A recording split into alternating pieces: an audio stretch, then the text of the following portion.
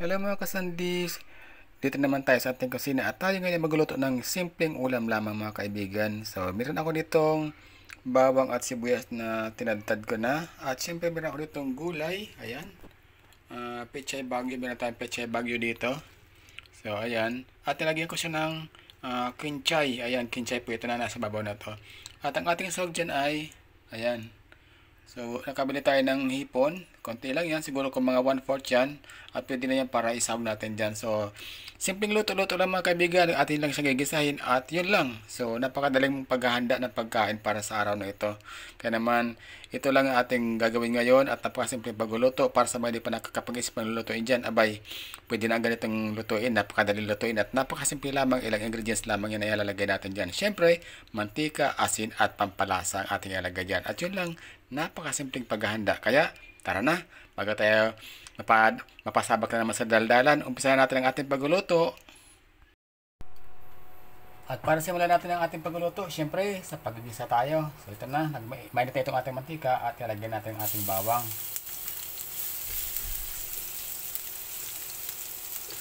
Isabay na rin natin itong ating sibuyas.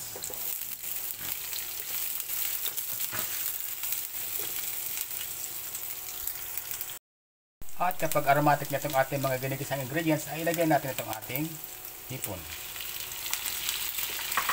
So, sangkutsain lang natin, gisa-gisahin natin ang ating hipon. Hanggang sa siya ay bahagyang maluto, bago natin ilagay ang ating gulay. Maglalagay din tayo dito ng oyster sauce. Ito, ang ating oyster sauce. Tansyahin na lamang natin ang paglalagay.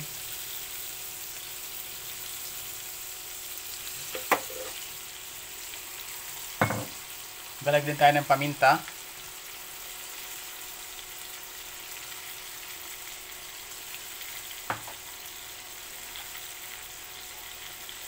At maglalagay din tayo ng seasoning.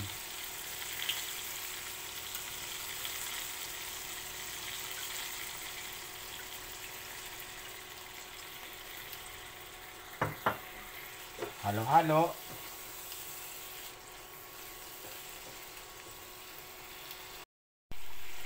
At ngayon dahil okay na itong ating hipon, ay ilagyan natin itong ating gulay.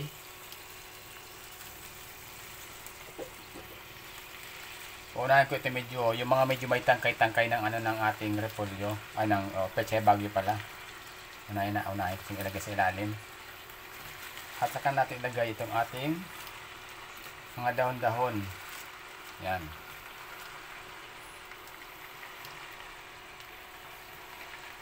So, simpleng-simple pagluto lang mga kaibigan at kakain tayo ng masarap. So, medyo sangkotsin natin ng unti-unti, dahan-dahan para hindi matapon yung gulay. Tapon na nga. Malit kasi ang ating kawali. Siguro maglalagay tayo ng konting tubig, siguro mga kalahating tasa. Yan.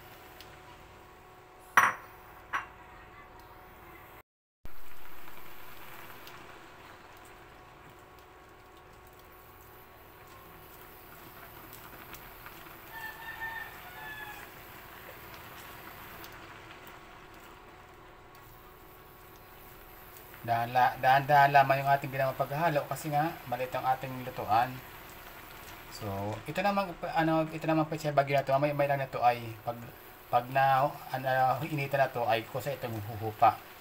Kumbaga bababa na yung ating hindi na to mag-uumapaw dito sa ating lutuan.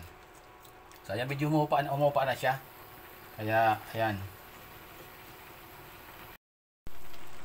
So, ayan mga kaibigan, sa atin ang tikman ang ating niluto kung masarap siya. Pero sa tingin ko ay masarap. Sa amoy pa lang, alam ko ng lasa niya.